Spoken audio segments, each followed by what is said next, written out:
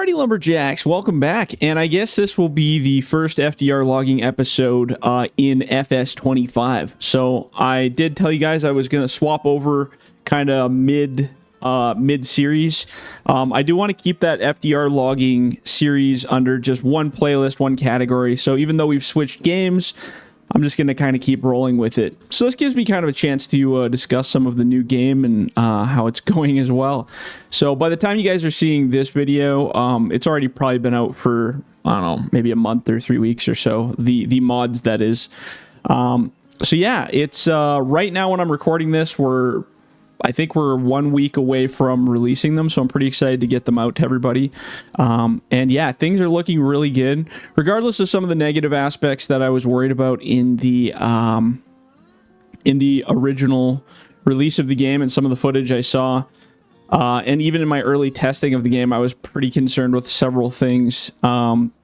So I was able to make my own map, apply my own physics to the trees, and do like all kinds of changes to the dynamics and the way it, everything is basically.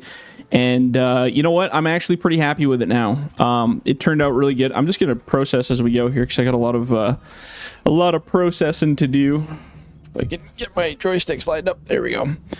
But yeah, no. There are still weird things that I'm not really super happy with the game as well, but for the most part, it's been acting pretty good, I guess you could say. Again, I haven't got feedback from anybody for the release yet, but we have done a little bit of testing with multiplayer and some other stuff, and so far the results are pretty darn good. Everything's been rebuilt from the ground up, like some of the mechanics I was able to keep, like some of the controls and stuff like that, but overall, like, I had to redo all the physics and redo a whole bunch of the way that the parts connected to each other and the textures and you name it. There was a lot of stuff that didn't balance out from the last game, so it wasn't just like copy paste FS22. There was a lot of modding changes that need to get altered first. Yeah, another tree in there. Oh, I do, yeah. But you know what? For the most part, it's been pretty good. And despite the odd little tree glitch here and there that kind of pops up, it's been working pretty darn good. I really like the processors. The processors are really easy to handle now. I had some questions from some people about the fixed head. The fixed head isn't out. I don't know if I'm bringing the fixed head back or not yet. I haven't decided on that one yet. Honestly, it wouldn't be that difficult to add it back. I probably could. But fixed heads are kind of not really a popular item. There's not a lot of fixed head processors out there in existence. It's mostly dangle heads. And honestly, I've got these ones working so smooth now that it's pretty much as good as the fixed head. Even guys that weren't fans of the dangle heads that have gone through some of the testing have said that it's remarkably easier for them to use the dangle heads now, and almost feels like a fixed head in terms of control. I mean, as you guys are watching right now as I'm doing this, it's pretty smooth and pretty easy to operate the processors. At least I find it pretty easy. I mean, obviously I got a little bit more experience. I've been playing this for a long time, but I think the feedback will be pretty darn good.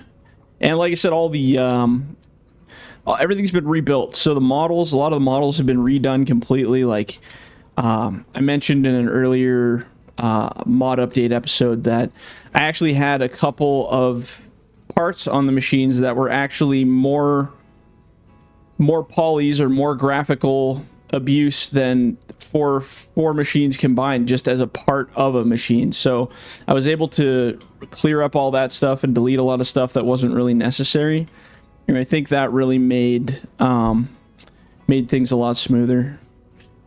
So by clearing up and making it performance friendly, like I said, my main goal in this game was, one, to have very, very, very good functionality, which my machines had pretty good functionality already. But I wanted the functionality to be the best I can possibly make it, and it feels pretty good so far. So good functionality and looking half decent. I think the machines turned out great. I mean, they look really good. They sound really good. They have, like I said, they got that nice kind of flatter look to them now. They don't have all that, all that shiny parts and pieces that used to be on the other machines from FS22. So that's a huge one for me. Getting rid of the bubble wrap feature was, oh man. So like I said, regardless of some of the negativity of the initial stuff, and I mean, there's still, I don't know. For me, for logging, it's got enough in the base game now to make it worth an upgrade for the logging side for me. Like, just because it includes, like, I got these tracks that are on these machines are all base game tracks now. So we got base game tracks instead of those really poorly optimized ones that we had before. We have way better dynamics of the actual lighting and stuff like that. Just little stuff like that makes it worth it for me. I'm still pretty wishing that they did a little bit more with the game to make it worth a whole new purchase. But you know what? Whatever, it is what it is. It's out now. We're in it. I'm fully in it. I'm not going to complain about it anymore because I chose to go with it. If it wasn't, if I got, my biggest concern was if I got into the game and it turned out to be really horrible, I was going to jump ship. I actually was ready on that trigger to be like, you know what, this is no good. But the more I got into it, the more I started modding, the more I started playing with it. At first, I was like, oh no, this is going to be bad, because I had really bad first experience with it, especially on the modding side. Lots of things weren't working, and the logs were acting crazy, and I threw my hands up in the air one day, and I was just like, so what are we going to do here? You know, are we going to go and take on the challenge and fight it and try to make it work, or are we going to just bail and say screw it, we'll wait for a better game? And honestly, after all the work, I had so many hours into these mods, it's ridiculous. In FS25, man, I put so much time into converting and changing and ripping and tearing and rebuilding and testing, and like I took vacation time from work just so I could work on these mods. My precious vacation time, and I spent it on mods. If that doesn't tell you how much I love doing this stuff, then there's no other way to describe that. But yeah, no, it's really good so far. I'm very happy with it. So I think it's worth the upgrade. I do. For the logging side, I don't know about the farming side. I have a couple farmer friends that love some things, and really, I think they hate more things than they love at the moment, but they're still working it out. And I think there's lots of mods that are in the works, even for the farming side, that will fix some of the issues people are having with the AI and some of the field stuff and equipment.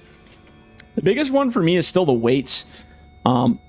I've had to increase the weights of these trees. I've had to turn down the friction of the trees just to make them kind of usable. The base ones are really rough, and I tried to design the machines around the base ones just so I wouldn't have to edit the trees too much, and it ended up not being good. So I had to increase the tree's weight. It's not much.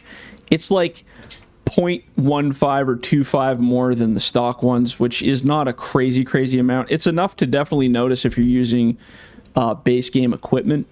Then you're definitely going to notice it for sure. But yeah, and then the friction on the trees, and there's some weird weight points and just kind of funky stuff. But for the most part, I don't know. I think it's an upgrade worthy of buying it. If anything, for my mods, it's worth buying it. Not to showboat or anything, but I do really think for my equipment, it's a very worthy upgrade. And that was kind of my goal. Is like, if I'm going to suggest and recommend this game, you know, because it's not cheap. It's, you know, it's like $60-$70 for some people, depending on your country and your money situation. That's a lot of money to fork out for a game that's, you know, like, you better have some good improvements. So me as a modder, I'm looking at it going like, okay, well, if I cannot deliver something that even I am going to be like, hell yeah, like, great job, if I don't get that feeling, then I'm not going to recommend the game.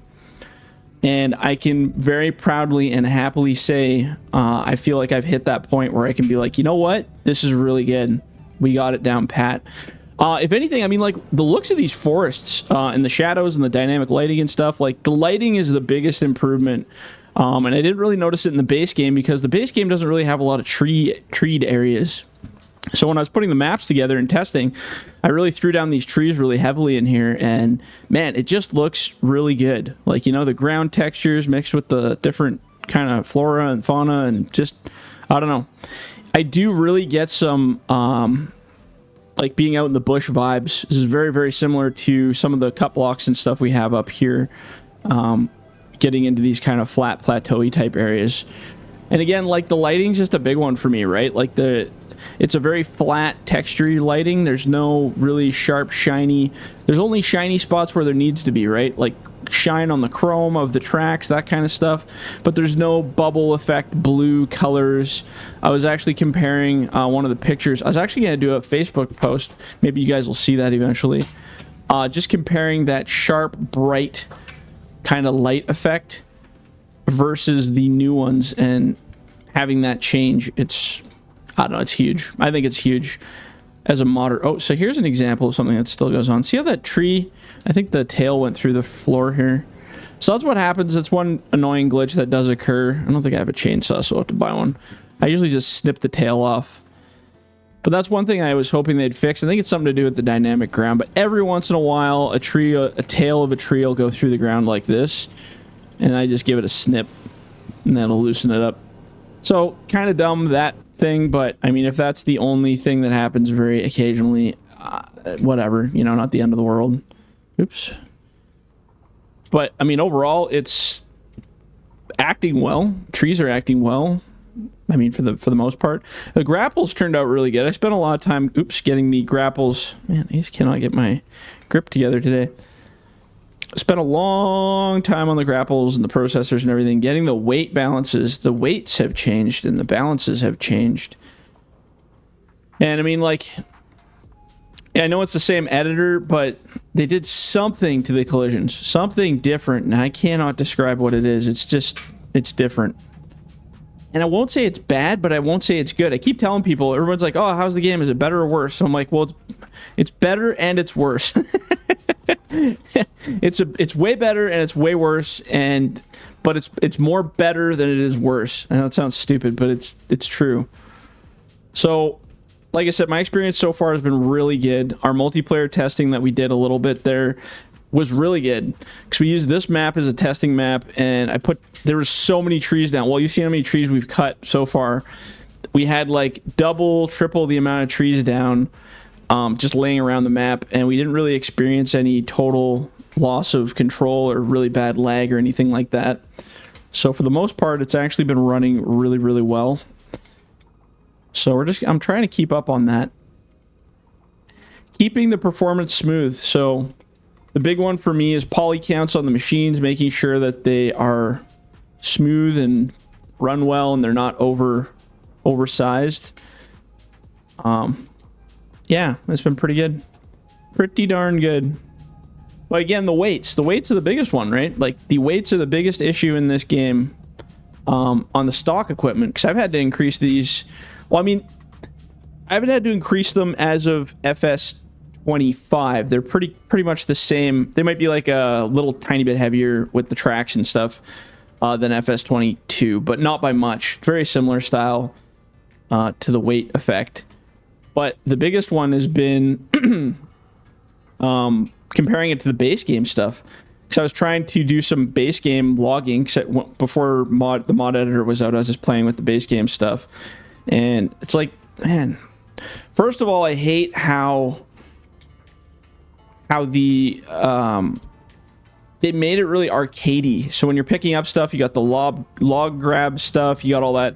It's very automated. So when you go to grab stuff, it like sticks to the grapple, and it's just, you know, just disgusting stuff that my little physics brain can't handle. So the FDR stuff that you're using is considered advanced for sure, because you don't have anything automatically happening. You know, this processor, you know, it's not automatically doing what I'm doing right now. Like that was all hand movement, everything you're seeing moving the head, doing all this stuff is all hand movements, right?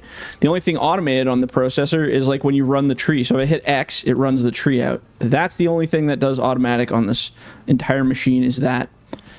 And same with the grapples, everything. But you know, when I do this movement to run this out, that's not manual, or that's not automatic, that's all manual. When I rotate the head up and shoot the tree and open my grabs, that's all fingers moving every single one of these little components. So I get when you're a company like Giants where you're trying to appeal to a larger market of people who may not be very skilled operators, you're trying to make it fun without putting effort in a way, because that's kind of what games are about. And I'm kind of the dead opposite, where I'm trying to get a more simulated experience that's aimed kind of more for people who are wanting to be operators or people who are already existing operators, because it's so fun to have that control and that feel over the equipment, just like real life. And that's something I've been seeking for a long time, is to get that feel that we have right now from what we're doing. So that might be the difference, because I always hear people saying, oh, it's too advanced, you need to make it simpler, And I mean, it's as simple as, I mean, there's things I could even develop further to make them more complicated, but I just haven't, because I think it's pushing the line a little bit. But there's not much in here that's automated, and that's kind of the way I like it. You know, I don't have auto-loading trailers, I don't have auto-loading trucks, I don't have automatic claws that pick up the stuff and put them in the truck or trailer for you. Like, there's none of that kind of stuff. So, advanced.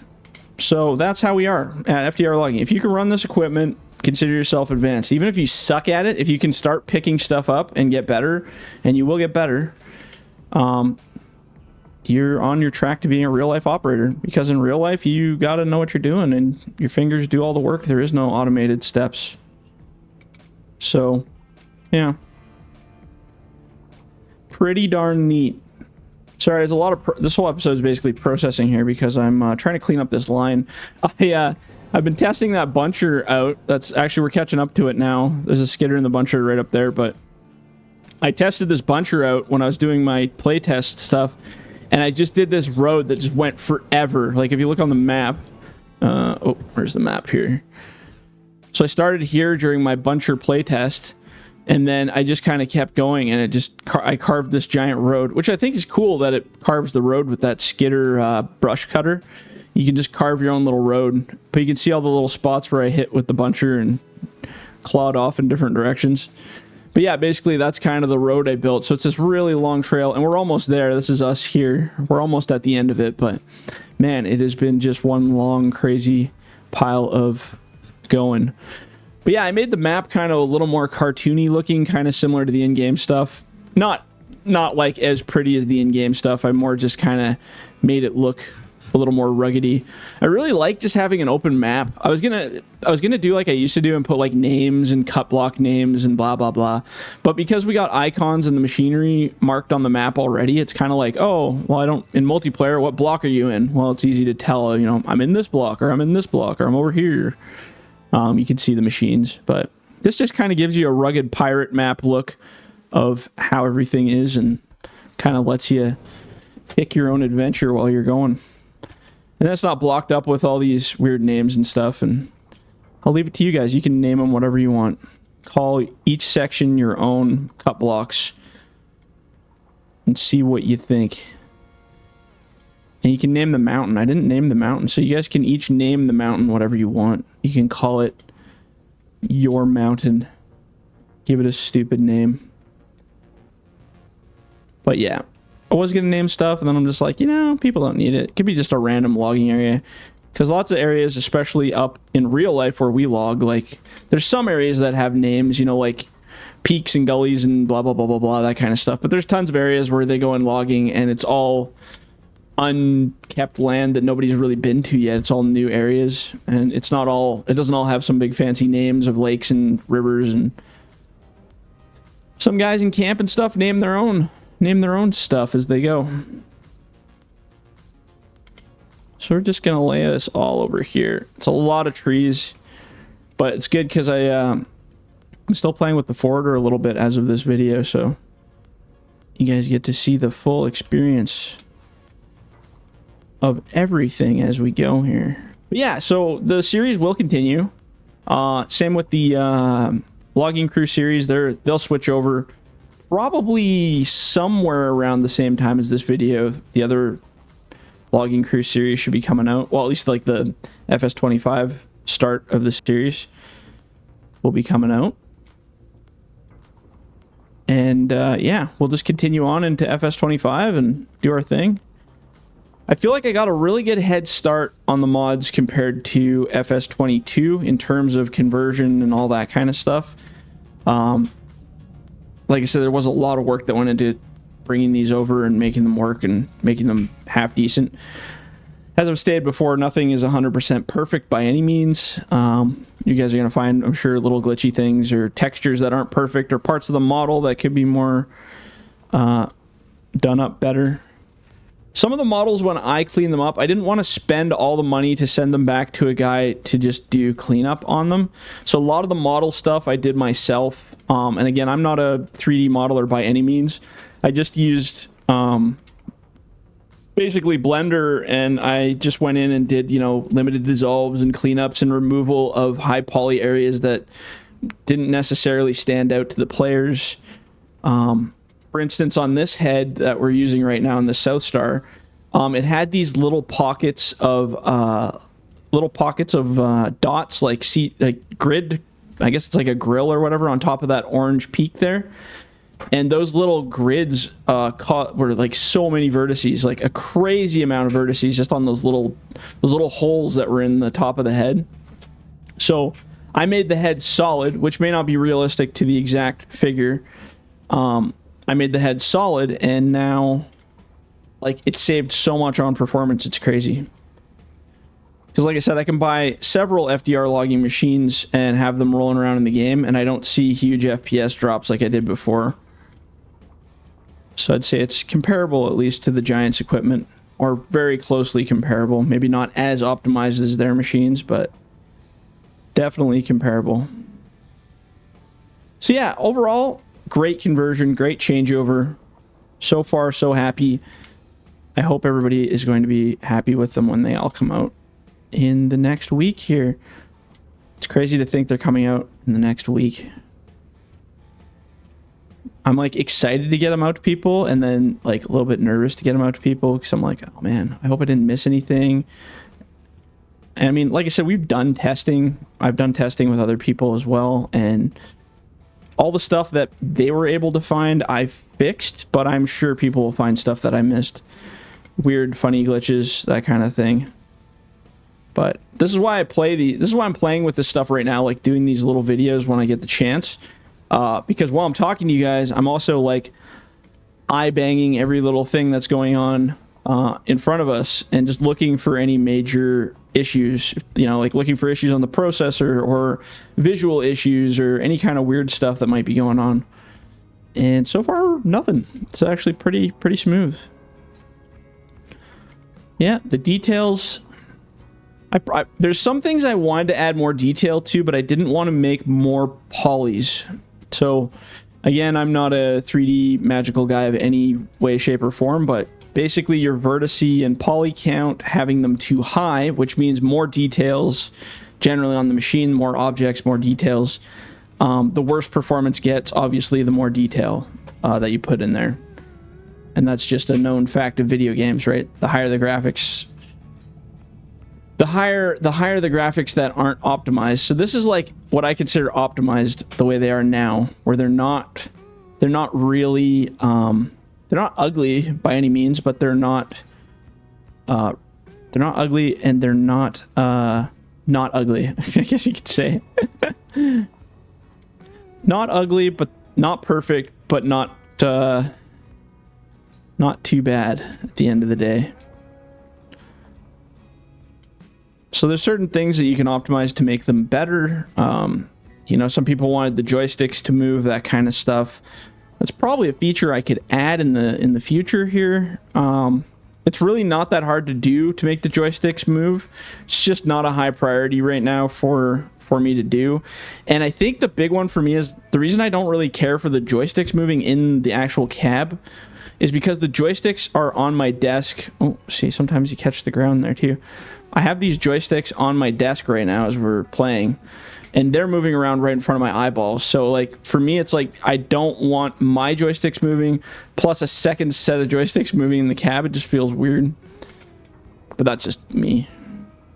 That's just a me opinion. Okay, we're gonna finish this one little pile, and then I think we'll end up calling her for this video. But yeah, basically, this is our first video into FS25. Sorry, it was all processing. We'll get into some other stuff here soon. I just figured this would be a good background thing to do that didn't require too much brain power while I ranted about the new game and the changes. So, if you guys haven't bought FS25 yet, and I mean, by the time you're seeing this, it's been out for a while now, and the mods hopefully have been out for a little while. I can say with quite a bit of confidence in my testing right now that it's if you're a diehard logging FDR logging fan, it's worth the upgrade to get the experience. I think it is a much better experience. But you know, FS22 is fine too. So if you don't have the money and you don't want to do it right now, you don't have to, because FS22 works just fine as well. But it's beautiful. Lighting's good. This map's really nice. The forests are really nice. I think you guys will like it.